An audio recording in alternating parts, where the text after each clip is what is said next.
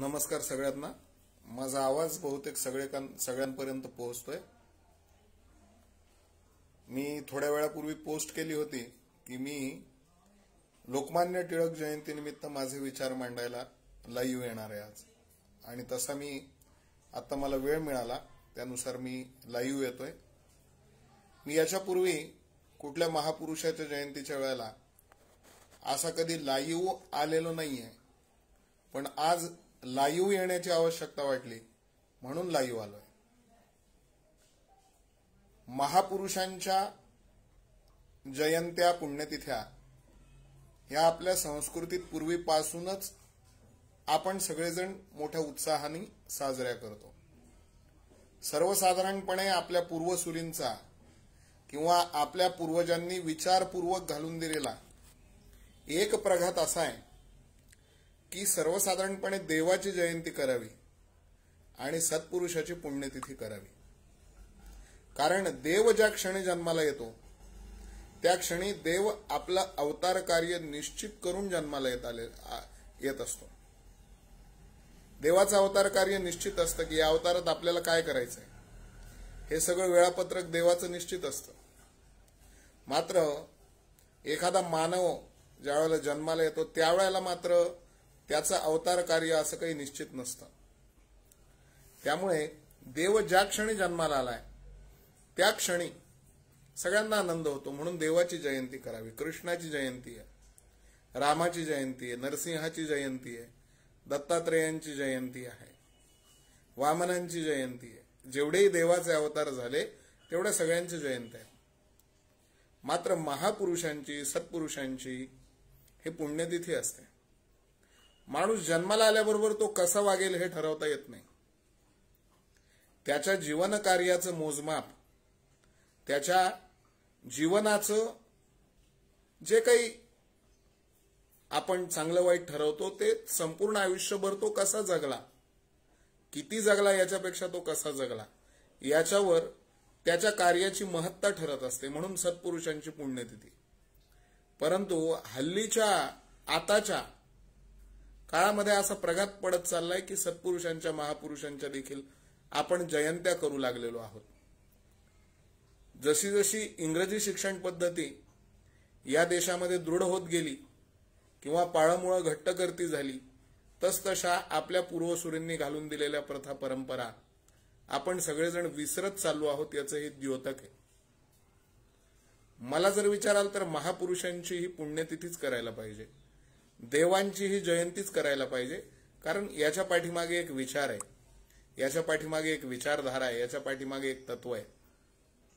मात्र अनेक वर्षापासून सर्वत्र मोठ्या प्रमाणावर ते सत्पुरुषांच्या महापुरुषांच्या ह्या जयंत्या साजऱ्या होतात। त्यातली एक महत्वाची जयंती म्हणजे लोकमान्य टिळकांची जयंती। असा मोहरा झाला नाही पुढे न होणार, बाळ टिळक हे नाव जगामध्ये गरजत राहणार, अशी शाळेत असताना आपण लोकमान्य टिळकांच्या पुण्यतिथीच्या भाषणाची सुरुवात करायचो। 1 ऑगस्ट हे लोकमान्य टिळकांची पुण्यतिथी। माझं जेवढे काही शालेय महाविद्यालयीन शिक्षण झालं त्या काळात तरी निदान मुख्याध्यापक, प्राचार्य किंवा जी काही व्यवस्था होती ती सत्पुरुषांची पुण्यतिथी करणारीच होती। असो, तो मुद्दा निराळा। मात्र यद्यपि शुद्धम लोकविरुद्धम नाकरणीयम नाचरणीयम असं म्हणलेलं आहे शास्त्रकारांनी। जरी एखादी गोष्ट चांगली असली, शुद्ध असली, परंतु ती लोकविरुद्ध असली तर ती करू नये। नाकरणीयम नाचरणीयम, ती गोष्ट आचरणात आणू नये, ती गोष्ट करू नये।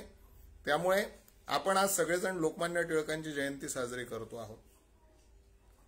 लोकमान्य टिळक या नावाचं खूप मोठं गारुड भारतीय नव्हे वैश्विक समाज मनावरती आहे। सगळ्यात आवडता जर नेता कुठला, राजकीय नेता कुठला, सत्पुरुष कुठला, हे कुठल्याही मराठी माणसाला विचारलं तर तो लोकमान्य टिळक असंच नाव घेईल। कारण त्यांची पदवीच लोकमान्य आहे। ही लोकमान्य पदवी त्यांना समाजमनानं दिलेली पदवी आहे। तेल्या तांबोळ्यांचे पुढारी असं लोकमान्य टिळकांना म्हणलं जायचं। त्या लोकमान्य टिळकांचा जन्म 23 जुलै 1856 ला झाला। हे आपल्या सगळ्यांना ज्ञात आहे. आणि लोकमान्य टिळकांचं देहावसान 1 ऑगस्ट 1920 ला झालं हेही आपल्या सगळ्यांना ज्ञात आहे. भारतीय असंतोषाचे जनक असं त्यांना ब्रिटिश अधिकाऱ्यांनी म्हणलं. भारतीय समाजामध्ये ब्रिटिशांच्या विरोधात जो असंतोष निर्माण झाला त्या सगळ्या असंतोषाचे जनक लोकमान्य टिळक होते. आपले राष्ट्रपिता ज्यांना आपण म्हणतो असे महात्मा गांधी यांनी लोकमान्य टिळकांना आधुनिक भारताचा निर्माता असं सुद्धा म्हणलेलं आहे. लोकमान्य टिळकांनी जो काही असंतोष समाजात निर्माण केला, जी काही जनजागृती निर्माण केली, त्यातनं अनेकांनी प्रेरणा घेतलेली आहे. त्याच्यामध्ये प्रामुख्याने स्वातंत्र्यवीर सावरकरांसारख्यांची नावं आपल्याला घ्यावी लागतील. चाफेकर बंधूंच्या सारख्यांची नावं आपल्याला घ्यावी लागतील. टिळक आगरकर ही मैत्री आपल्या सगळ्यांना श्रुत आहे. टिळक आगरकर ही मैत्री आणि टिळक आगरकर वाद हा महाराष्ट्रासाठी काही अपरिचित आहे असं मला काही वाटत नाही. इंग्रजांची फोडा आणि झोडा ही नीती, डिवाइड अँड रूल, इंग्रजांची नीती सगळ्यात पहिल्यांदा जर कोणी ओळखली असेल तर ती लोकमान्य टिळकांनी ओळखली. आणि लोकमान्य टिळकांच्या प्रयत्नांनी अखिल भारतीय राष्ट्रीय सभा आणि मुस्लिम लीग एका व्यासपीठावर ते येऊ शकले. आता ज्या काही जातीय दंगलींची भीती प्रत्येक जण व्यक्त करतो, कधी पण सहिष्णुता सहिष्णुता आपण सगळे म्हणतो, सगळ्यांनी एकोप्याने राहिलं पाहिजे वगैरे, हे लोकमान्य टिळकांनी त्या काळात ओळखलं होतं. कुणीही उठतो आणि आपल्या टोळीचं समर्थन करत सुटतो आणि त्याच्यातनं 2 टोळ्यांमध्ये जे वाद होतात त्या वादांना टाळण्याची भूमिका सगळ्यात पहिल्यांदा घेतली ती लोकमान्यांनी. अखिल भारतीय राष्ट्रीय सभा आणि मुस्लिम लीगला एका व्यासपीठावर आणण्याचं काम लोकमान्य टिळकांनी केलं. लाल बाल पाल ही स्वातंत्र्याची त्रयमूर्ती होती. लाला लजपतराय, लोकमान्य बाळ गंगाधर टिळक आणि बिपिनचंद्र पाल. अभिनवते 3 महात्मे लाल बाल पाल, हे एक युगच होतं, लाल बाल पाल. मात्र मी खास करून आज जे काही लोकमान्य टिळक, हा सगळा इतिहास आपण सगळे शिकलोय, आपली पिढी शिकलोय. आपल्या पिढीला जहाल मतवाद, मवाळ मतवाद हे काही जुनं नाही. मी शेंगा खाल्ल्या नाही, मी टरफलं उचलणार नाही, हे काही आपण विसरलेलो नाही. लोकमान्य टिळकांच्या 1 नाही 10 गोष्टी आपली पिढी सगळ्यांना सांगू शकते, आपल्या सगळ्यांना माहिती आहे. मात्र मी सहज, अगदी सहज लोकमान्य टिळकांविषयी आजच्या 10वीच्या विद्यार्थ्याला काय माहिती आहे म्हणून माझ्या एका अत्यंत जवळच्या 10वीच्या विद्यार्थ्याशी, ज्याला मी स्कॉलर समजतो, ज्याला मी हुशार समजतो, अशा विद्यार्थ्याशी ज्या वेळेला चर्चा केली त्यावेळेला त्याला आपल्या पिढीनं लोकमान्य टिळकांचा जेवढा इतिहास शिकला त्याच्या 10% इतिहासही माहीत नाही. कारण अभ्यासक्रमाची रचनाच तशी झालेली आहे. तुमच्या माझ्या वेळेला जो इतिहास होता तो इतिहास आज पुस्तकांमध्ये कुठेच दिसत नाही. अशी नंतरच्या काळात रचना होत गेली आणि लोकमान्य टिळक विद्यार्थ्यांच्या स्मृतीपासून त्यांचं कार्य कर्तृत्व दूर कसं जाईल ही सातत्याने शैक्षणिक नीती कुणाच्या मार्गदर्शनाखाली ठरली हे सांगता येत नाही. म्हणून मला आज मुद्दाम लोकमान्य टिळक जयंतीला या फेसबुक लाईव्हवर यावंसं वाटलं. अलीकडच्या काळात जर आपण पाहिलं, लोकमान्य टिळकांच्या वरती मराठी विकिपीडियामध्ये जी माहिती लिहिलेली आहे ती एकदा सगळ्यांनी जाऊन जाणीवपूर्वक पूर्ण वाचा. पूर्णतः ती माहिती वाचण्याचा प्रयत्न करा. त्यात अलीकडच्या काळात काय काय बदल घडून आलेले आहेत, पूर्वीची माहिती आणि आताची माहिती ही एकदा डोळ्यामध्ये तेल घालून प्रत्येकाने वाचली पाहिजे. अलीकडच्या काळात एक टूम निघालेली आहे की जातीय विद्वेषामधून महापुरुषांचा इतिहास प्रदूषित करणे, कलंकित करणे, अशी एक खूप मोठी टूम, खूप मोठी मंडळी चालवित आहे. आणि त्याची शिकार नाईलाजानं लोकमान्य टिळकांसारखी व्यक्तिमत्व होत आहेत. त्याची शिकार नाईलाजानं स्वातंत्र्यवीर सावरकरांसारखी मंडळी होत आहेत. आपण आपल्या पातळीवर ते आपल्याला जेवढा इतिहास माहिती आहे तेवढा इतिहास लोकमान्यांचा तरी, स्वातंत्र्यवीर सावरकरांचा तरी आपल्या नंतरच्या पिढीपर्यंत पोहोचविला पाहिजे, अशी नेहमीच माझी तळमळ असते. मग ते स्वातंत्र्यवीर सावरकरांविषयी कुणी काही गैर बोललं किंवा चुकीचं बोललं, लोकमान्य टिळकांविषयी कुणी काही गैर बोललं, चुकीचं बोललं, तर आपल्याला वाईट वाटतं. कारण आपण त्यांचा खरा इतिहास अभ्यासलेला आहे, आपण त्यांचा खरा इतिहास जाणून आहोत. आणि हल्लीच्या काही वर्षापासनं, मग ते थोरले बाजीराव पेशवे असोत, ते स्वातंत्र्य सावरकर असोत, मग स्वातंत्र्यवीर सावरकर असोत किंवा ते लोकमान्य टिळक असोत, यांचा इतिहास प्रदूषित करण्याचं काम मोठ्या प्रमाणावर चालू आहे. अलीकडच्या काळात एक असा वर्गच निर्माण झालेला आहे की असं काही या सत्पुरुषांचा इतिहास आपण काही विकृत करून मांडला तर आपण खूप मोठे इतिहास संशोधक आहोत, आपण खूप मोठं काही केलंय, अशी फुशारकी मिरवणारा एक वर्ग अलीकडच्या काळात निर्माण झालाय. लोकमान्यांचं कार्य तसं पाहायला गेलं तर कोणीच नाकारू शकणार नाही, पण नव्या पिढीसोबत आपण लोकमान्य टिळकांच्या कार्याविषयी थोडी चर्चा केली पाहिजे. आपल्या स्वतःच्या घरात लोकमान्य टिळकांचं चरित्र सांगणारी किती पुस्तकं उपलब्ध आहेत. लोकमान्य टिळकांवर ज्या जाणकारांनी आतापर्यंत लिहिलंय असे किती ग्रंथ आपण स्वतः वाचलेत, आणि आपण आपल्या घरातल्या उमलत्या पिढीपर्यंत असे किती ग्रंथ नेऊन पोहोचवलेत, हा चिंतनाचा विषय आहे. लोकमान्यांचे किती अग्रलेख आपण स्वतः वाचलेत आणि लोकमान्यांनी लिहिलेले किती अग्रलेख त्या प्रसंगाच्या पार्श्वभूमीसहित आपण आपल्या नंतरच्या पिढीला समजावून सांगितलेत, हा देखील एक चिंतनाचा विषय आहे. खरे लोकमान्य त्यांच्या लेखनातून कळतात, खरे लोकमान्य त्यांच्या साहित्यातून कळतात, खरे लोकमान्य त्यांच्या समकालीन लोकांनी त्यांच्यावरती लिहिलेल्या लेखांमधून, निबंधांमधून, पुस्तकांमधून आपल्याला कळतात. आणि ते आपल्याला कळालेले लोकमान्य आपण आपल्या पुढच्या पिढीपर्यंत जरूर नेऊन पोहोचविले पाहिजेत. मी स्वतः कीर्तनकार आहे, कीर्तनकारांच्या घराण्यातला आहे, समाज प्रबोधक आहे, म्हणून मी माझ्या कीर्तनातनं नेहमी लोकमान्यांचं नाव आवर्जून घेत असतो. लोकमान्य टिळकांनी आमच्या कीर्तनकारांना मोठा सुंदर उपदेश केला होता. ज्यावेळेला ते अखिल भारतीय कीर्तन संमेलनाचे स्वागताध्यक्ष होते पुण्यातल्या, त्यावेळेला लोकमान्य टिळक असं नेहमी म्हणायचे की राम आणि कृष्ण यांचे चरित्र कीर्तनकारांनी, धर्मप्रचारकांनी आपल्या कीर्तनातून, प्रवचनातून, आपल्या कथांमधून जरूर सांगितली पाहिजे, त्यात वादच नाही. फक्त ते सांगताना लोकांना अगोदर हे सांगितलं पाहिजे की राम आणि कृष्ण हे तुमच्या माझ्यासारखे दोन हाताचे, दोन पायाचे मानव होते आणि आपल्या कार्यकर्तृत्वानं त्यांनी देवत्वाची उंची गाठली. हा विचार धर्माविषयी लोकमान्य टिळकांच्या मनात होता, हा विचार देवाविषयी लोकमान्य टिळकांच्या मनात होता. समाजाला उपदेश करणं हे कीर्तनकाराचं मुख्य कार्य आहे. त्यातही धर्माचं प्रतिपादन कीर्तनकारांनी कीर्तनातून केलंच पाहिजे. कारण करमणूक आणि नीती ह्या दोन्ही गोष्टी नाट्यक्षेत्रातही येतात. लोकमान्य असं बोललेले आहेत, त्यावेळेला लोकमान्य असं बोललेले आहेत की समाजोपदेश करणं हे कीर्तनकाराचं मुख्य कार्य, त्यातही धर्म प्रतिपादन तो करत असतो. करमणूक आणि नीती या नाट्यक्षेत्रातही आढळून येतात, परंतु कीर्तनकाराचं काम केवळ तेवढ्यावर थांबत नाही, करमणुकीवर थांबत नाही, नीतीवर ते थांबत नाही, तर धर्म हा कीर्तनातला मुख्य विषय आहे. आणि एकदा का कीर्तनातून धर्म वजा झाला, एकदा का कीर्तनातून धर्म सुटला की मग त्याला नाटकाचं स्वरूप प्राप्त होतं. असं स्पष्ट मत धर्मोपदेशकांविषयी, कीर्तनासारख्या उच्चभ्रू संस्थेविषयी लोकमान्यांनी अत्यंत जाणीवेतून व्यक्त केलेलं होतं.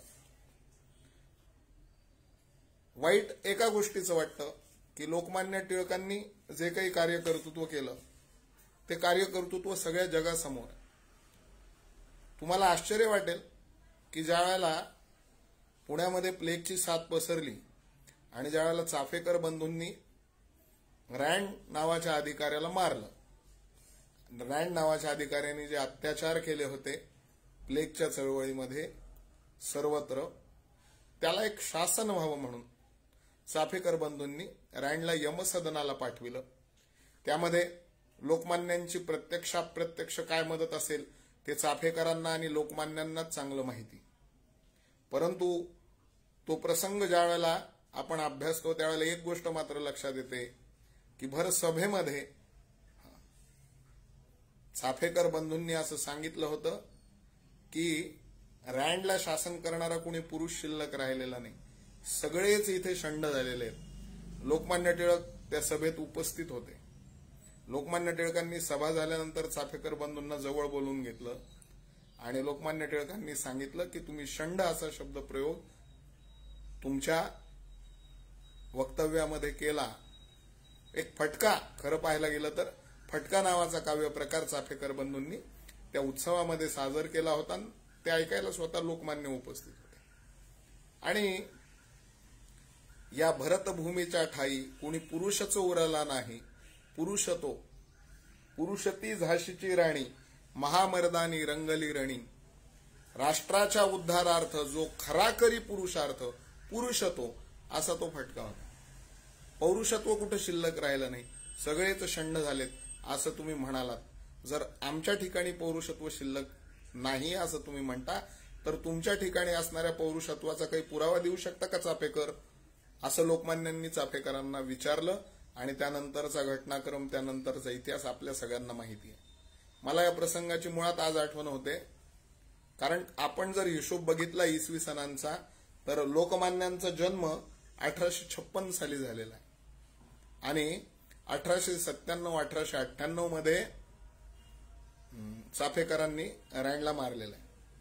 त्यावेळेला लोकमान्यांचं वय किती असेल, आपण बेरीज वजाबाकी करून बघा. त्यावेळेला लोकमान्यांचं वय वर्ष 40 ते 41 असेल. यावरून चाफेकरांच्या वयाचा अंदाज बांधा. आज मी स्वतः 41-42 वर्षाचा आहे, म्हणजे माझ्या वयात टिळक होते ज्यावेळेला चाफेकरांनी रँडला मारलं. आणि त्या टिळकांपासून प्रेरणा घेऊन चाफेकरांनी या सगळ्या गोष्टी केल्या. म्हणजे लोकमान्य टिळकांचा जनमानसावर ते प्रभाव किती असेल याचा आपण सगळेजण विचार करू शकतो. लोकमान्य टिळक मंडालेच्या तुरुंगात असताना असं म्हणतात की त्यांनी आपल्यासोबत 400 पुस्तकं नेली होती आणि एवढी मोठी त्यांची चालती फिरती ग्रंथसंपदा त्यांच्या सोबत असायची. आणि कायम ही व्यक्ती अध्ययन, अध्यापन याच्यामध्ये व्यस्त असायची. भारतीय समाज मन एक करण्यासाठी लोकमान्यांनी केलेले प्रयत्न अलौकिक आहेत. त्यांनी सुरू केलेला गणेशोत्सव असो किंवा त्यांनी सुरू केलेला शिवजयंती उत्सव असो, अलीकडच्या काळात या गणेशोत्सवावर ते, या शिवजयंती उत्सवावर ते अनेकांनी अनेक आक्षेप घ्यायला सुरुवात केली आहे. हे आक्षेप म्हणजे फक्त त्या उत्सवावरचे आक्षेप नाही आहेत. हे आक्षेप लोकमान्य टिळकांचं जीवन कार्य प्रदूषित करणारे आक्षेप आहेत. आणि याला किमान अभ्यास करून या आक्षेपांचा प्रतिवाद करण्याचं सामर्थ्य तुमच्या माझ्यासारख्या टिळक प्रेमींनी दाखविलं पाहिजे. नेमकं यातलं खरं काय आहे याचा अभ्यास जर आपण ज्यावेळेला विविध ग्रंथांच्या वाचनातून करून बघू, त्यावेळेला आपल्या सगळ्यांच्या अशी एक गोष्ट लक्षात येते की लोकमान्य टिळक हे त्यांच्या जीवनामध्ये कुठेही चुकलेले नाही आहेत. छत्रपती शिवाजी महाराजांच्या पुतळ्याविषयी देखील लोकमान्य टिळकांवर ते जे आक्षेप घेतले जातात, एकदा लोकमान्य टिळकांचं चरित्र काढून बघा, वाचून बघा आणि त्याच्यानंतर मग लोकमान्य टिळकांवर ते आक्षेप घ्या. लोकमान्य टिळकांनी सुरू केलेल्या शिक्षण संस्थेमध्ये आजही हजारो लाखो विद्यार्थी शिक्षण घेत आहेत. डेक्कन एज्युकेशन सोसायटी असो, फर्ग्युसन महाविद्यालय असो, या शिक्षण संस्थाच मुळात लोकमान्य टिळकांनी चालू केलेल्या आहेत. ज्या महाविद्यालयांनी देशाला आतापर्यंत सर्वात जास्त पंतप्रधान दिलेत, त्या महाविद्यालयाची स्थापना लोकमान्य टिळकांनी केलेली आहे. त्या महाविद्यालयात लोकमान्य टिळक गणित आणि संस्कृत सारखे विषय विना वेतन शिकवित होते एकेकाळी, म्हणून त्या महाविद्यालयाची कीर्ती सर्वदूर पसरली आणि अत्यंत स्कॉलर विद्यार्थी, अत्यंत गुणवान विद्यार्थी शिक्षण घ्यायला आले आणि त्या गुणवान विद्यार्थ्यांमधून राष्ट्राचं नेतृत्व करणारे अनेक पंतप्रधान नंतरच्या काळामध्ये मिळाले. या सगळ्यांकडे सोयीस्कररित्या दुर्लक्ष केलं जातं. लोकमान्य टिळकांनी लिहिलेल्या ग्रंथसंपदेकडे सोयीस्कररित्या दुर्लक्ष केलं जातं.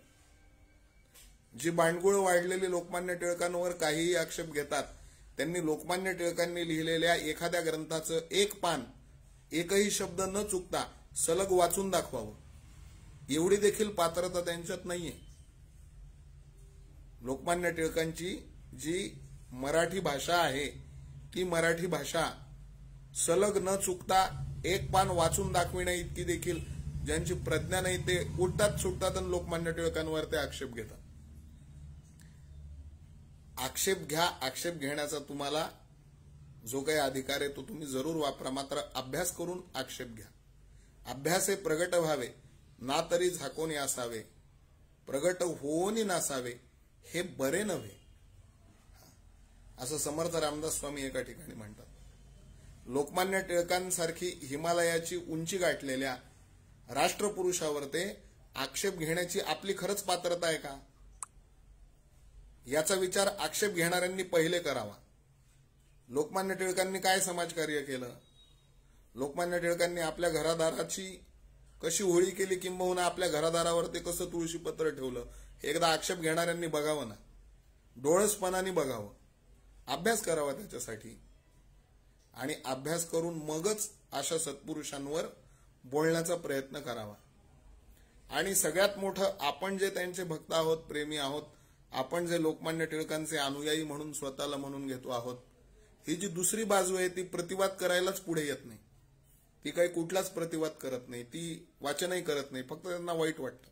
कुणी जर लोकमान्य टिळकांवर आक्षेप घेतला तर माझ्यासारख्याला काय वाटतं, फक्त वाईट वाटतं.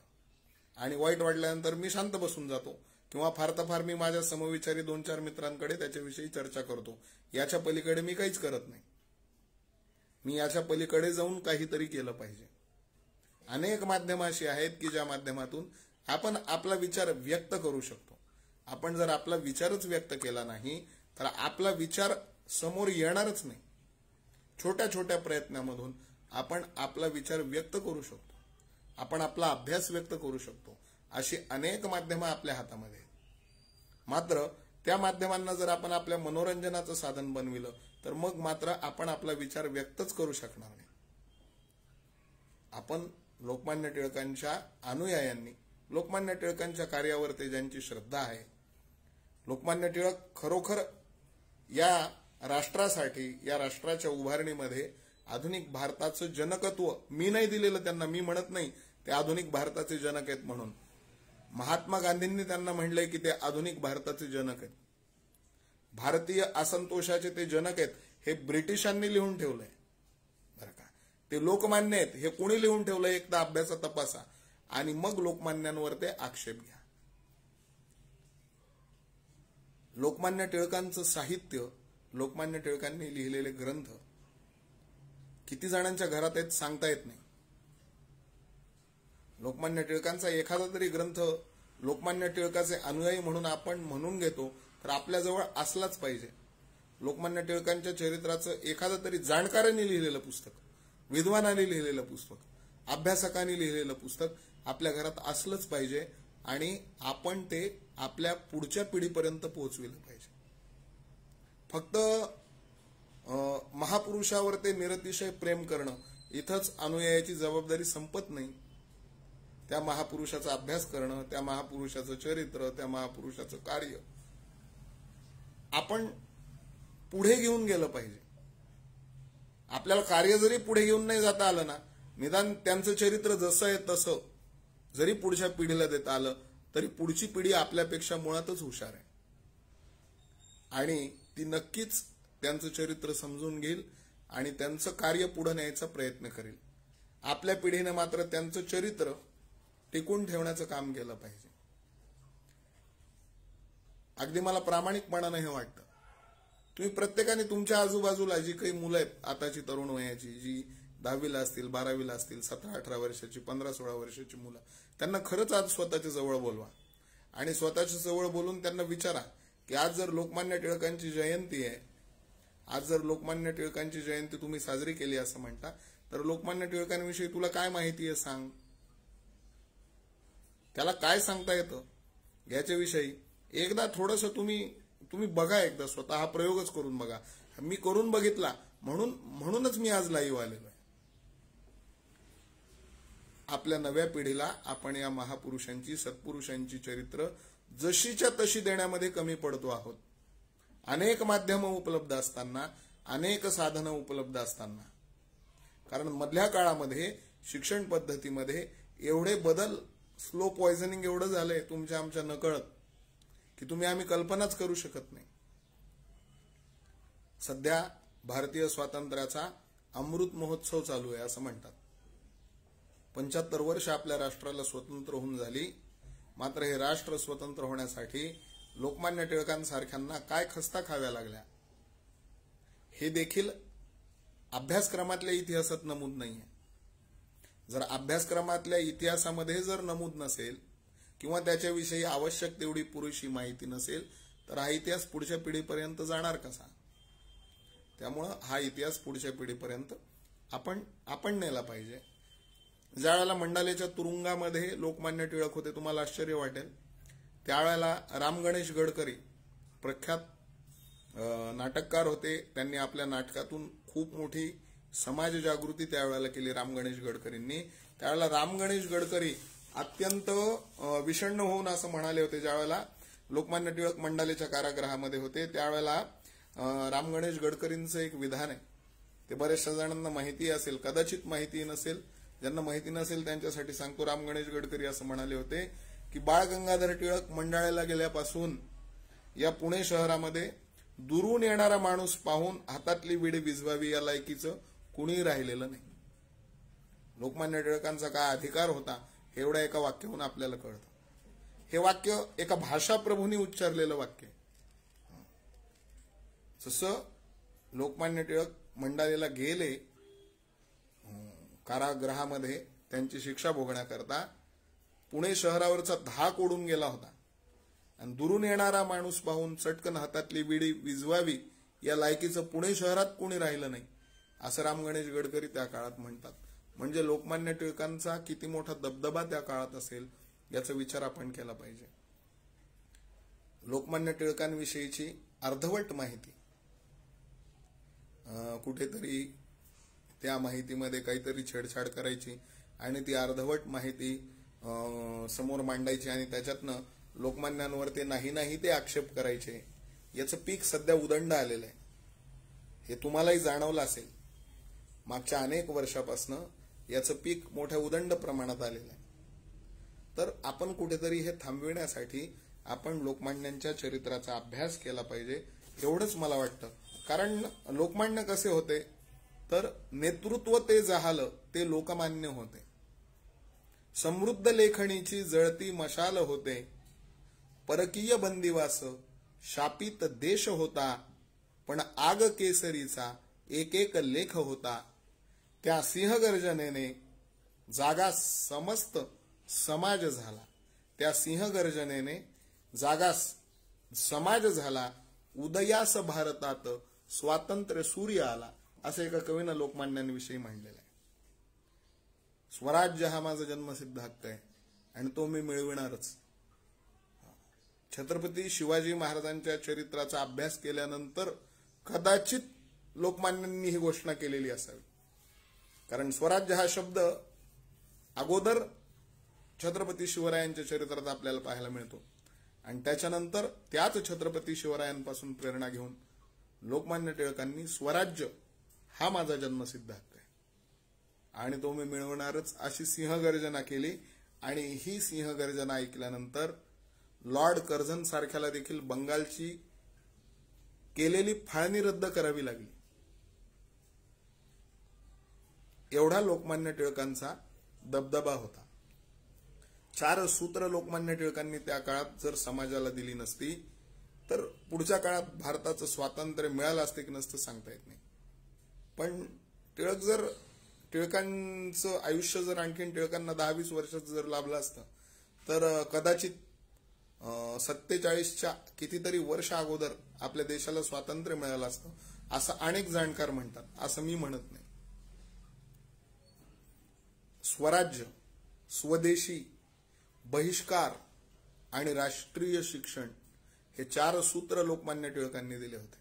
पहिलं सूत्र स्वराज्य, दुसरं सूत्र स्वदेशी, तिसरं सूत्र राष्ट्रीय शिक्षण आणि चौथं सूत्र बहिष्कार. हे जर झालं तर भारतीय राष्ट्र जिवंत राहील याच्यावर त्यांचा ठाम भरवसा होता. आज टिळकांनी दिलेली ही चतुसूत्री आपल्या जीवनात कुठे आहे? आपण आपला पोशाख घालायला लाजतो, आपण आपली परंपरा पाळायला लाजतो, आपण आपलं पारंपरिक शिक्षण घ्यायला लाजतो. आपल्याजवळ आपलं पारंपरिक शिक्षण असलं तरी देखील आपण आपली धाव इंग्रजी शिक्षणाकडे आहे आज. अर्थात टिळक काही इंग्रजीचे विरोधक नव्हते, परंतु टिळक हे इंग्रजीचे समर्थकही नव्हते. टिळकांनी त्यांच्या जीवनात 2 वर्तमानपत्र काढली होती, एक केसरी आणि दुसरं मराठा. मराठा हे इंग्रजी वर्तमानपत्र टिळकांनी काढलं आणि केसरी हे मराठी वर्तमानपत्र टिळकांनी काढलं. टिळक इंग्रजीचे विरोधक नव्हते, पण टिळक इंग्रजी बरोबरच विरोधक जरी नसले तरी समर्थक देखील नव्हते. त्यांनी कायम स्वदेशी, स्वभाषा, राष्ट्रीय शिक्षणाचं समर्थन केलं. कारण राष्ट्रभक्तीची, देशभक्तीची प्रेरणा मुळातच स्वभाषा जेवढी देऊ शकते, राष्ट्रीय विचारांचं शिक्षण जेवढं देऊ शकतं तेवढं इतर भाषातलं शिक्षण कदाचित देऊ शकणार नाही. आपण अभिमानानं आपल्या मुलांना इंग्रजी माध्यमाच्या शाळेत घातलं असेल, ती जर आज शाळेतून घरी आली असतील तर त्यांना विचारा लोकमान्यांविषयी तुला काय माहिती आहे. तुम्ही त्यांची भाषणं लिहून देऊन त्यांना ती पाठ करायला नका लावू, पण त्यांना विचारा ना निदान ते काय शिकलेत शाळेत. तुम्हाला असं लक्षात येईल की अरे एवढ्या मोठ्या महापुरुषाविषयी आपला मुलगा काहीच शिकू शकला नाही इतक्या वर्षात. हे मोठं दुर्दैव आहे. आणि मला तरी वाटतं की हे दुर्दैव वाढू नये, हे दुर्दैव वाढू नये याच्याकरताच मी इथे आलोय. माझ्या सगळ्या मित्रांकरता फेसबुकवर लाईव्ह आलोय. आज निदान घरी, आज नाही शक्य झालं तर किमान 1 ऑगस्ट पर्यंत तरी, लोकमान्यांच्या पुण्यतिथीपर्यंत तरी आपण प्रत्येकाने लोकमान्याविषयीची थोडी थोडी माहिती आपल्या घरातल्या नव्या पिढीला जर दिली दररोज, तर लोकमान्य नक्कीच त्यांना माहिती होतील आणि लोकमान्य विस्मृतीतही जाणार नाही. हा देश अखंड राहायचा असेल, हा देश प्रगतीपथावरती राहायचा असेल तर लोकमान्य विस्मृतीत जाता कामा नये अशी माझी प्रामाणिक भावना आहे. म्हणून मी थोडंफार तुमच्याशी बोलायला आलो. माझी तर इच्छा अशी आहे की तुम्ही प्रत्येकाने असं फेसबुक लाईव्ह यायला पाहिजे आणि तुम्हाला लोकमान्यांविषयी काय वाटतं ते तुम्ही सांगितलं पाहिजे. इतर महापुरुषांच्या जयंत्या, पुण्यतिथ्या ज्या प्रमाणात होतात, ज्या पद्धतीनं होतात, त्याच्यापेक्षा लोकमान्य टिळकांची जयंती किंवा पुण्यतिथी तेवढ्या प्रमाणात होत नाही. इतर महापुरुषांच्या जयंती पुण्यतिथीसारखी लोकमान्य टिळकांची जयंती पुण्यतिथी व्हावी या मताचा मी नाही, पण लोकमान्य टिळक विस्मृतीत जावेत याही मताचा मी नाही आहे. लोकमान्य टिळकांची पुण्यतिथी त्यांच्यासारखीच जयंती असो वा पुण्यतिथी असो, त्यांची स्मृती त्यांच्यासारखीच शिस्तीत आपण जागविली पाहिजे. लोकमान्य टिळक करड्या शिस्तीचे होते हे त्यांच्या फोटोकडे पाहिल्याबरोबरच आपल्या लक्षात येतं. लोकमान्य टिळक हे एक अत्यंत शिस्तप्रिय व्यक्तिमत्व होतं. तर ही शिस्त कुठेतरी आपल्या जीवनातही यायला पाहिजे, आपल्या पुढच्या पिढीच्याही जीवनात यायला पाहिजे. लोकमान्य टिळक प्रखर बुद्धिमान होते. ती प्रखर बुद्धिमान होण्यासाठी जी मेहनत घ्यावी लागते ती आपण घेतली पाहिजे, आपल्या नव्या पिढीला घ्यायला लावली पाहिजे. तुम्हाला माहिती आहे का, लोकमान्य टिळक ज्या वेळेला त्यांचं शालेय शिक्षण संपलं आणि महाविद्यालयीन शिक्षण सुरू झालं त्यावेळेला त्यांनी पूर्ण एक वर्षभर लोकमान्य टिळकांनी आपल्या शरीर संपदेकडे लक्ष देता यावं म्हणून पूर्ण 1 वर्षभर त्यांनी आपल्या व्यायामावर ते लक्ष केंद्रित केलं होतं असं म्हणतात. म्हणजे 1 वर्षभर त्यांनी बाकीचं दुसऱ्या कुठल्याच गोष्टीकडे लक्ष दिलं नाही, फक्त आपलं शरीर सौष्ठव कमावण्याकडे लोकमान्य टिळकांनी लक्ष दिलं. आणि त्याचा फायदा पुढे लोकमान्यांना त्यांच्या जीवनामध्ये जी काही धावपळ झाली नंतरच्या काळामध्ये, जी काही दगदग त्यांना आयुष्यभर करावी लागली लोकमान्यांना, त्याच्यामध्ये त्यांना त्या व्यायामाचा फायदा झाला. आजच्या नव्या पिढीकडून आपण नव्या पिढीला हा देखील विचार आपण द्यायला पाहिजे की शारीरिकदृष्ट्या सुद्धा लोकमान्य टिळक अत्यंत सक्षम असे होते. शारीरिकदृष्ट्या सुद्धा लोकमान्य टिळकांनी स्वतःची शरीर संपदा, एकदा लोकमान्य टिळकांचा फोटो बघा तुम्ही, अगदी लोकमान्य टिळकांकडे पाहिल्याबरोबर एखादा शरीर कमावलेला पहिलवान कसा असतो, एखाद्याच्या अंगावर 4 लोक जरी चालून आले तरी तो त्यांचा प्रतिकार करू शकेल, अशी शरीर संपदा अगदी थकलेल्या वयात सुद्धा लोकमान्य टिळकांनी कमावलेली होती. लोकमान्य टिळकांच्या नुसत्या भाषणांनी इंग्रजांना घाम फुटायचा. असं म्हणतात की एकदा त्या लॉर्ड कर्झनला शौचालय होत नव्हतं, म्हणजे अनेक औषधं केले, उपाय केले, वैद्य आले, हाकीम आले, आणि आता ही गोष्ट कितपत खरी आहे कितपत खोटी आहे मला माहिती नाही, पण ही गोष्ट मात्र मी ऐकलेली आहे लोकमान्यांच्या बाबतीतली, की बंगालची फाळणी करणारा जो लॉर्ड कर्झन आहे ना, त्याला शौचालय होत नव्हतं, त्याचं पोटच साफ होत नव्हतं. त्यांनी अनेक गोळ्या घेतल्या, अनेक औषधं घेतले, अनेक वैद्यांना दाखवून पाहिलं, डॉक्टरांना दाखवून पाहिलं, तरी देखील त्याचं पोट साफ होईना. त्याला कुणीतरी सांगितलं की साहेब तुम्ही असं करा की तुम्ही तुमच्या शौचालयामध्ये लोकमान्य टिळकांचा फोटो लावा, तुमचं पोट साफ होईल. आणि खरंच त्यांनी लोकमान्य टिळकांचा फोटो बघितला आणि त्याचं पोट साफ झालं. याच्यावरनं तुम्ही कल्पना करा की ब्रिटिश लोकमान्यांना किती घाबरत असावेत. अर्थात ही लोकमान्यांच्या बाबतीतली दंतकथाही असू शकते. माझा दावा नाही की हे लोकमान्यांच्या बाबतीतली खरी कथा आहे, परंतु अशी दंतकथा निर्माण होण्या इतपत तरी आपलं शरीर सौष्ठव असलं पाहिजे आणि आपल्या त्या शारीरिक बलाचा उपयोग आपण अनाठाई न करता पण योग्य ठिकाणी जरूर केला पाहिजे. लोकमान्यांपासून सगळ्यांनी आपण सगळ्याच बाबतीत प्रेरणा घेण्याची गरज आहे. लोकमान्याच्या अभ्यासाची प्रेरणा घेण्याची गरज आहे, लोकमान्यांच्या वाचनाची प्रेरणा घेण्याची गरज आहे, लोकमान्य टिळकांच्या बहुभाषिकतेपासून काहीतरी शिकण्याची गरज आहे. लोकमान्य टिळकांना फ्रेंच चांगली येत होती, इंग्लिश चांगली येत होती, जर्मन चांगली येत होती, संस्कृत चांगली येत होती आणि या सगळ्या गोष्टींची प्रेरणा आपण घेतली पाहिजे. मात्र एवढ्या सगळ्या भाषा जरी लोकमान्यांना येत होत्या तरी त्यांनी आपल्या साहित्याची जी निर्मिती केलेली आहे ती स्वभाषेतच केलेली आहे, हे आपण विसरता कामा नये. भाषा अनेक शिकाव्यात, परंतु आपली स्वतःची भाषा आपण सोडता कामा नये. हा जो त्यांचा स्वाभिमानी अट्टाहास आहे, हा स्वाभिमानी अट्टाहास कुठेतरी आपल्या जीवनात यायला पाहिजे. लोकमान्य टिळकांच्या चरित्रातून प्रेरणा घेऊन सावरकरांसारखे, चाफेकरांसारखे तयार झाले आणि त्यांनी त्यांचं कार्यकर्तृत्व समाजासमोर आहे. लोकमान्य टिळकांच्या केसरीतले अग्रलेख वाचून सरकारने आपली धोरणं बदलावीत. त्या काळातल्या आपल्याला साधा रजेचा अर्ज लिहिता येत नाही. म्हणजे लोकमान्य टिळकांच्या लेखनापासून बरीच काही प्रेरणा घेण्यासारखी आहे. लोकमान्य टिळकांच्या व्यायामापासून बरीच काही प्रेरणा घेण्यासारखी आहे. लोकमान्य टिळकांच्या सामाजिक विचारापासून बरीच काही प्रेरणा घेण्यासारखी आहे. त्यावेळेला त्यांनी मुस्लिम बांधवांना सोबत घेतलं होतं, मुस्लिम लीगला आणि अखिल भारतीय राष्ट्रीय सभेला एका व्यासपीठावरती त्यांनी आणलं होतं. जिथे जिथे शक्य होईल तिथे तिथे समन्वयाची भूमिका घेणं आणि जिथे जिथे अन्याय होईल तिथे तिथे प्रतिकाराची भूमिका घेणं हे लोकमान्य टिळकांच्या चरित्राचं सगळ्यात मोठं वैशिष्ट्य आहे. या देशाला स्वातंत्र्य मिळविण्यासाठी जिथे जिथे समन्वयवादी भूमिका घ्यावी लागली तिथे तिथे टिळकांनी समन्वयवादी भूमिका घेतली आणि जिथे जिथे अन्याय होतोय तिथे तिथे उघड प्रतिकाराची भूमिका घेतली, उघड. आणि ती प्रतिकाराची भूमिका घेतल्यामुळेच लोकमान्यांना अनेक वेळेला तुरुंगातही जावं लागलं. तुरुंगात गेल्यानंतर सुद्धा लोकमान्य रिकामे बसून राहिले नाहीत.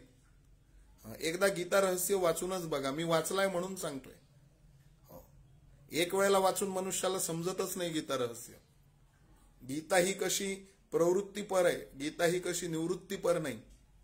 आणि जगातल्या आतापर्यंत जेवढेही विद्वानांनी, मग ते पौर्वात्य विद्वान असतील किंवा मग ते पाश्चात्य विद्वान असतील, त्यांनी गीतेवरती आतापर्यंत जी जी भाष्य केलेली आहेत त्या सगळ्या भाष्यांचा अगदी खरपूस समाचार घेत लोकमान्य टिळकांनी त्याचं खंडन मंडन करीत गीता रहस्यावरचं आपलं मत प्रतिपादन केलेलं आहे. आणि लोकमान्य टिळक जे काही होते त्यांनी या देशाची परंपरा, या मातीची परंपरा, या धर्माची परंपरा कधी मोडीत नाही काढली, कधीच मोडीत नाही काढली. लोकमान्य टिळकांना जर कोणी काही कसलं प्रायश्चित्त घ्यायला सांगितलं तर ते प्रायश्चित्त सुद्धा लोकमान्यांनी समन्वयाच्या भूमिकेतूनच घेतलेलं आहे. आगरकरांसारखा आपला मित्र, एवढा जवळचा मित्र की ज्या दोघा मित्रांनी सोबत प्रतिज्ञा घेतली होती आणि ती प्रतिज्ञा दोघांनी पाळली. मात्र जिथे वैचारिक मतभेद झाले तिथे आपल्या स्वतःच्या विचारांशी प्रतारणा न करता आपला मुद्दा पटवून देण्यासाठी सतत कार्यरत असणारे लोकमान्य हे देखील त्यांच्या व्यक्तिमत्वातलं एक वैशिष्ट्य घेण्यासारखं आहे. आगरकरांच्याही व्यक्तिमत्वातलं एक वैशिष्ट्य घेण्यासारखं आहे. दोघांचा एकमेकांना तात्विक वैचारिक विरोध जरी असला तरी त्या विरोधाची एक मर्यादा रेषा ते दोघेही पाळून होते. म्हणूनच सुधारक नावाचं वर्तमानपत्रही चालू राहिलं आणि केसरी नावाचं मराठा नावाचं वर्तमानपत्रही चालू राहिलं. आजच्या सामाजिक राजकीय नेतृत्वाने हा गुण त्यांच्याकडून घेण्यासारखा आहे. जिथे समन्वयवादी भूमिका घ्यावी लागते तिथे समन्वयवादी भूमिका घेणं आणि जिथे विरोध करायचा तिथे विरोध करणं. मात्र त्या विरोधालाही एक सहनशीलतेची किंवा एक विवेकाची मर्यादा त्यांनी आपल्या जीवनात घातली होती. तर लोकमान्यांचं हे चरित्र सांगोपांग जर बघायला गेलं तर फार मोठं प्रेरणादायी असं चरित्र आहे. जे या 10-15 मिनिटाच्या लाईव्ह मध्ये सांगणं म्हणजे एखाद्या काजव्यानी एखाद्या सूर्याची स्तुती गाण्यासारखं आहे. मुळात माझी सगळ्यांना विनंती आहे, ज्यांनी कुणी हे फेसबुक लाईव्ह ऐकले त्यांनी आज निदान एक संकल्प करा की मी एखादं तरी लोकमान्यांचं एखाद्या चांगल्या विद्वानाने लिहिलेलं चरित्र जरूर वाचून काढेल. लोकमान्यांचं व्यक्तिमत्व मी समजावून घेण्याचा प्रयत्न करील. मी स्वतः समजून घेईल आणि मला जेवढं काही त्यांचं व्यक्तिमत्व समजलंय तेवढं माझ्या हातामध्ये जी काही माध्यमं आहेत त्या माध्यमातून मी अनेकांपर्यंत पोहोचविण्याचा प्रयत्न करील. आणि हे फक्त लोकमान्यांच्याच बाबतीत करणार नाही, तर जी कुणी मंडळी मला प्रेरणादायक वाटतात, जी काही कुणी मंडळी ज्यांना मी महापुरुष मानतो, ज्यांना मी सत्पुरुष मानतो, त्या प्रत्येकाच्या बाबतीत असा कोणताही पक्षपात न करता मी प्रामाणिकपणानं केलं पाहिजे. लोकमान्यांसारखी मंडळी त्या काळात पुढे आली, आगरकरांसारखी, चाफेकरांसारखी मंडळी त्या काळात पुढे आली म्हणून पुढचा इतिहास घडू शकला. नाहीतर पुढचा इतिहास घडू शकला असता याच्यावर ते माझा तरी विश्वास नाहीये, व्यक्तिगत विश्वास नाहीये. त्याच्यामुळं माझी सगळ्यांना विनंती आहे की या महापुरुषांची चरित्र आपण अभ्यासलीच पाहिजेत. आणि आपल्याला जेवढी माहिती झाली आहे तेवढी आपण आपल्या जवळच्या व्यक्तींपर्यंत, आपल्या घरातल्या व्यक्तींपर्यंत, आपल्या समान विचारधारेच्या व्यक्तींपर्यंत, आपल्या पुढच्या पिढीपर्यंत, लहानग्यांपर्यंत, तरुणांपर्यंत अवश्य पोहोचविली पाहिजे. त्याच्यातलं जे चांगलं आहे, जे उत्तम, उदात्त, उन्नत, महन मधुरत येते ते आपण पोहोचविलं पाहिजे. अहो, ही सगळीच मंडळी खूप चांगली होती. या सगळ्याच मंडळींकडून अनेक गुण घेण्यासारखे आहेत. मात्र अलीकडच्या काळामध्ये व्यक्तिगत स्वार्थासाठी, जातीय विद्वेषापोटी समाजामध्ये अनेक गट कसे निर्माण होतील या भावनेतून प्रत्येक समाजाचा एक समाज पुरुष झालाय आणि जो तो दुसऱ्यावर चिखलफेक करतोय. अशी चिखलफेक खरंच कुणी कोणावर करण्याची आवश्यकता नाही. ही सगळी महापुरुष मंडळी त्यांच्या जागी अत्यंत श्रेष्ठ आहेत, अत्यंत वरिष्ठ आहेत. हा देश तुमच्या आमच्यापर्यंत पोहोचविण्यासाठी यांनी जीवाचं रान केलेलं आहे. स्वतःच्या कुटुंबाकडे दुर्लक्ष केलं, स्वतःच्या शरीर प्रकृतीकडे दुर्लक्ष केलं, स्वतःचं असं काही ठेवलं नाही. काय मिळालं लोकमान्यांना केसरीमधून, काय मिळालं लोकमान्यांना आर्यभूषण छापखान्यामधून, काय मिळालं लोकमान्यांना मराठामधून, काय मिळालं लोकमान्यांना गीता रहस्य लिहून? काही मिळालं नाही. त्यांना फक्त हा देश स्वतंत्र करायचा होता आणि जे स्वप्न त्यांनी पाहिलं ते स्वप्न त्यांनी साकार केलं. महात्मा गांधी असोत किंवा अन्य कोणी नेते असोत, प्रत्येकाने, मग तो जहाल गटाचा नेता असो किंवा तो मवाळ गटाचा नेता असो, प्रत्येकाची विचारधारा वेगळी होती फक्त. आणि विचारधारा जरी वेगळी होती तरी त्यांचं अंतिम लक्ष एक होतं. आणि त्यांच्या जीवनातल्या कुठल्याशा छोट्या मोठ्या घटनेची आपण राईचा पर्वत करून एखाद्या महापुरुषावर ते काहीही आक्षेप घ्यायचे आणि त्यांच्या कार्यकर्तृत्वाला प्रदूषित करण्याचा प्रयत्न करायचा, ही वृत्ती आपण सोडून दिली पाहिजे. ही वृत्ती जर समाजातली बळावत राहिली तर जो अखंड एक देश आहे, मी तर नेहमी माझ्या विद्यार्थ्यांना सांगत असतो की डिवाइड अँड रूल ह्या पॉलिसीमुळे या एका देशाचे आज 3 देश झालेले. पाकिस्तान एक वेगळा देश झाला, भारत एक वेगळा देश झाला, बांगलादेश एक वेगळा देश झाला. जर इंग्रजांची डिवाइड अँड रूल पॉलिसी आम्ही तिला आणखीन त्या ठिकाणी निष्प्रभ केली असती तर आज अखंड भारत राहिला असता. आणि संरक्षण खात्याचा जो खर्च नाहक तिथे सीमेवरती होतोय तो वाचला असताना तो या देशाच्या विकास कामाच्या उपयोगात आला असता. आता एका इंग्रजांमुळे एका देशाचे 3 देश झालेत.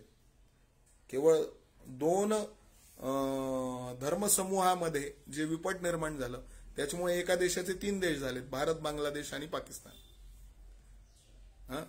फक्त 2 धर्मातल्या 2 समूहांमुळे. आता प्रत्येक जातीत उपजातीत वाद आहेत, विवाद आहेत. गटतट आहेत. या एका देशाचे भविष्यात किती देश होतील, किती तुकडे पडतील.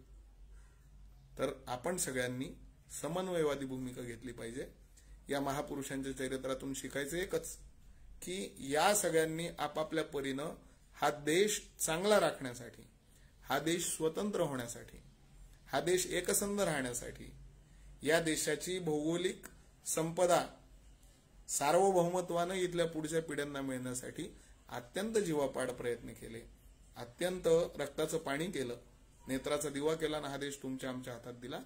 इथून पुढच्या काळात जर आपल्या नंतरच्या पिढ्यांना इथं सुखासमाधानाने वावरायचं असेल सगळ्यांनाच, आणि हा देश परत एकदा गतवैभवाला नेऊन पोहोचवायचा असेल, तर या सत्पुरुषांची चरित्र वाचली पाहिजेत आणि पुढच्या पिढीपर्यंत ती पोहोचविली पाहिजेत. नुसती चरित्र नाही वाचली पाहिजेत, तर त्या चरित्रातनं एक प्रेरणा, एका महापुरुषाचा एक जरी सद्गुण आपण आपल्या जीवनात आणू शकलो तरी देखील ती जयंती पुण्यतिथी जी काही आपण वर्षानुवर्ष साजरी करतोय ना, तर ती केल्याचं काहीतरी साफल्य होईल असं मला वाटतं. थोर महात्मे होऊन गेले, चरित्र त्यांचे पहा जरा, आपण त्यांच्या समान व्हावे, हृदयी धरा हा बोध खरा, असं शेवटी जाता जाता सगळ्यांना सांगतो आणि इथे थांबतो. बरेच लोक लाईव्ह आहेत माझ्या मित्रमंडळीतले, जे उपस्थित होते, ज्यांनी ज्यांनी एवढा वेळ थांबून माझे विचार ऐकले, त्या सगळ्यांनी व्यक्त व्हावं, त्यांनी आपल्या प्रतिक्रिया द्याव्यात आणि माझ्यावरचं प्रेम, माझ्यासोबतची मैत्री अशीच कायम ठेवावी, अशी त्यांना परत एकदा प्रेमाची विनंती करतो आणि थांबतो. धन्यवाद.